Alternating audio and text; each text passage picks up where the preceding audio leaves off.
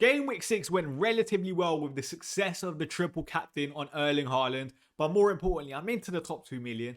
Let's see how my team looks for game week 7 because I have to make a transfer now. Okay, let's start with the defense and keeper situation. I had Matt Sells and again, another blank. Listen, I think this was the most possession Nottingham Forest have had in a game since coming back to the Premier League. They had around 64% of the ball, but still Sunderland found a way to win a game. And they're doing that very, very well right now so far. Pedro Porro. Listen, I said on my team selection video, I did think there was a chance that he would get benched for this game just because we know Jed Spence can play right back, Udogie can play left back, and that's exactly what happened. Again, he's another one on my wildcard in game week 8. I can't wait to get rid of him because I feel like even though he started the season well with a couple returns, I just think now with Udogie back, there's always going to be that. Obviously, Jed Spence can play right back. That rotation risk with Pedro Porro. And it's frustrating, but I just have to deal with it for one more week against Leeds, where I do think he will hopefully start. Cucurella, a 0-pointer. Again, Chelsea down to 10 men. A game state, let's say, dependent blank, if that makes sense. Because obviously Chelsea, before the red card, they were winning 1-0, keeping a clean sheet. Cucurella was obviously doing well in terms of he would have been on 6 points.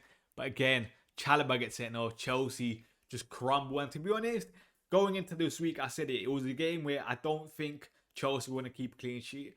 Fabio Hurst is doing a brilliant job at Brighton, by the way. I feel like that's a manager that gets severely underrated, if that makes sense.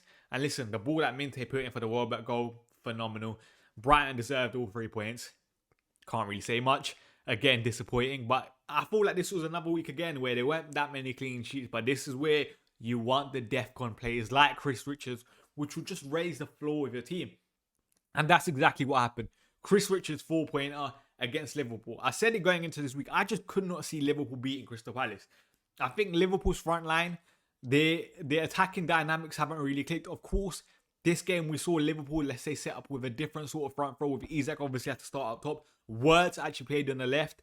Szoboszlai played in the middle. And I actually did think Liverpool did create a couple chances, especially considering the quality Crystal Palace had. But again, Crystal Palace, it was going to be a tough game for them to keep a clean sheet, but obviously, like Chris Richards, what he does, he keeps DEFCON. He gets to that DEFCON marker again.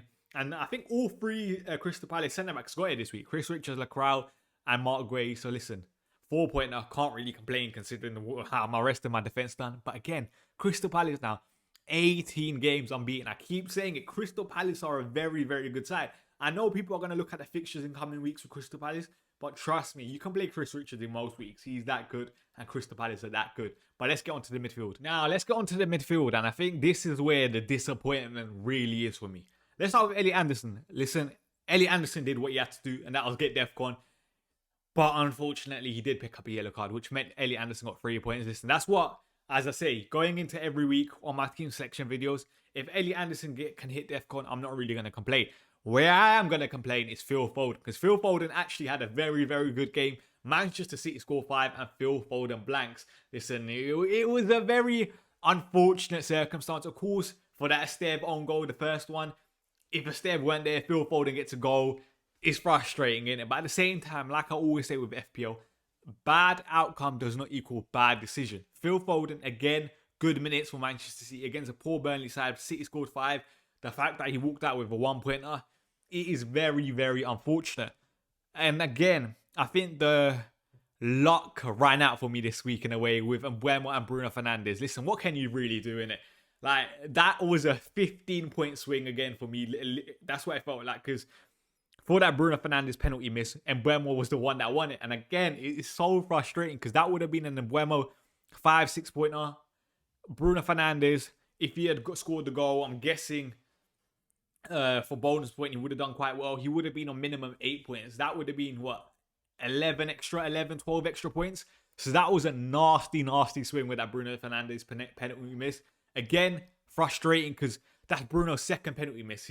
I think his penalty goal scoring rate is phenomenal. So the fact that he missed 2 penalties is very, very frustrating. And I think the Mbeumo, let's say, transferring is a bit more frustrating because at the same time, it was either Mbeumo or Semenyo. And I said this with Semenyo as well. I felt like Leeds, for example, first of all, I'm not saying don't buy Semenyo, but all I'm saying is when it comes to teams that can match Bournemouth's physicality levels, like Leeds did very, very well on the weekend, I feel like Bournemouth struggle in those sort of games. And Semenyo, again, scored a free kick. But even if you watch the free kick, the Leeds keeper should have done better. But more importantly, that was the only shot that Semenyo had. And another thing, like I said before, is that when Justin Kluivert's in the team, I feel like Justin Kluivert has more individual quality than Marcus Tavernier over the first couple games. In terms of Justin Kluivert can do more on the ball. He can dribble. He can shoot. Marcus Tavernier is obviously a pass-first player, which I feel like suits Semenyo a bit more just because Semenyo's going to get the ball. Semenyo's going to be fed every single time. That's not really going to be the case now with Justin Kluivert being back in the team. And now again, Semenyo has Fulham.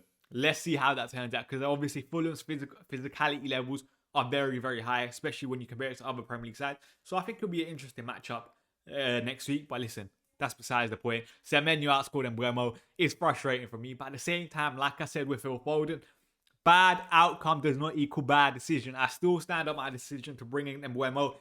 If Bruno Fernandes had scored a penalty, everyone would have looked at me like I'm a genius. Now everyone's saying, oh, Baines, you should have just brought in Semenyo. It's the beauty of FPL, so what can you really do?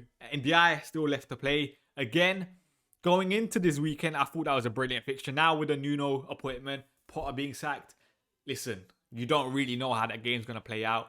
So let's see what happens on Monday. But let's move on to the attack. Now the attack. When I said I got unlucky in the midfield, I felt like I got very, very lucky with my triple captain in Erling Haaland.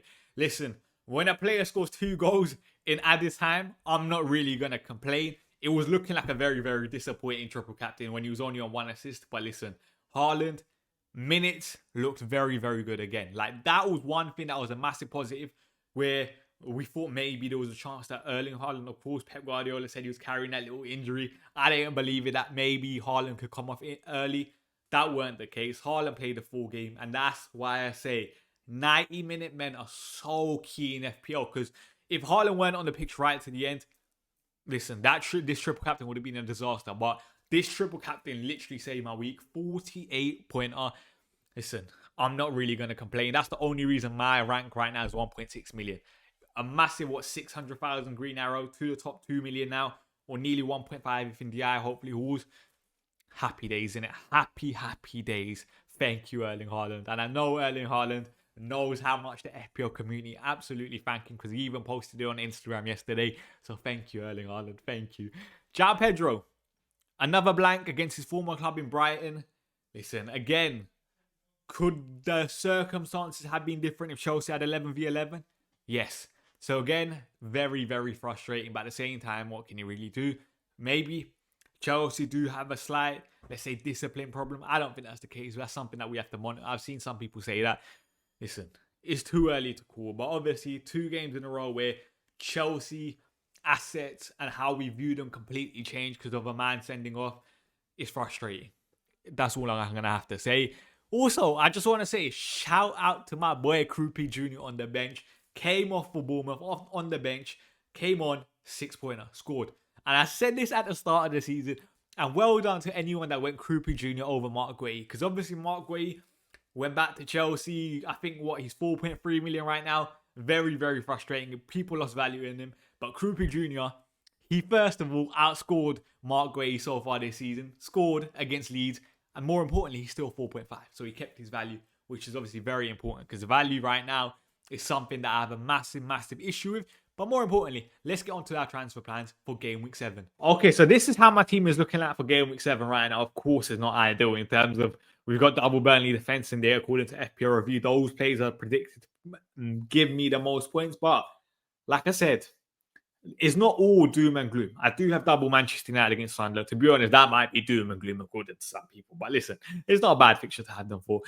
Phil Foden against Brentford, a team that obviously Phil Foden in the past scored a hat-trick against. But obviously, a lot of people wildcarded in Game Week 6. And one of the main reasons was to have Arsenal place for this fixture against West Ham.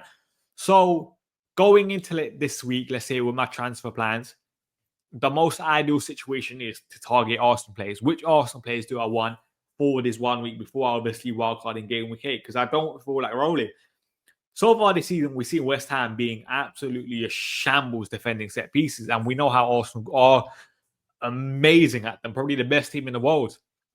Which is why I feel like Gabriel this week, his upside is so high. I know it's not, let's say, the most inspiring transfer in with obviously bringing in a defender. But Gabriel against West Ham could easily go and get 2 goal contributions. If Gabriel walks out of that game with 2 goals, no one is surprised. And I mean no one, because we know Arsenal, Gabriel against West Ham, they have that ability to obviously punish them like that. Of course, another option is Gyökores for me. I feel like so far what we've seen, Gyökores has been a bit of like, let's say, a flat track bully in terms of scoring against the teams that we expect him to score against. West Ham is a team that we obviously do expect him to score against. And I feel like that could be a potentially interesting transferring with a high upside. But the only problem I have with that is going into game week 8 on my wildcard, I'm going to want João Pedro. And the only way I can get Gyökores in is going João Pedro to Gyökores. And I'm going to lose too much value in that. I think I've bought in João Pedro when he's 7.5. I think he might be 7.8 right now or 7.7. I can't lose more team value because obviously this week I feel like I got punished for team value with how many people wildcarded. And let's say the price changes that happened this week, it was crazy, innit? So I don't really want to do that. So more than likely, my transfer in this week will be Gabriel, probably for Cucurella. I feel like, listen, there's enough upside for me to justify that. Again, could I roll? Maybe. The only way I would roll is, first of all, if I see West Ham improve defensively under Nuno against Everton, do their defense set pieces differently? Maybe. That could lead to a change. But also another thing I want to say on Arsenal quickly, and I feel like I've seen it for, of course, a very short sample size so far, but I feel like that second half against Manchester City almost changed Arteta into going a bit more, let's say, a bit less cautious.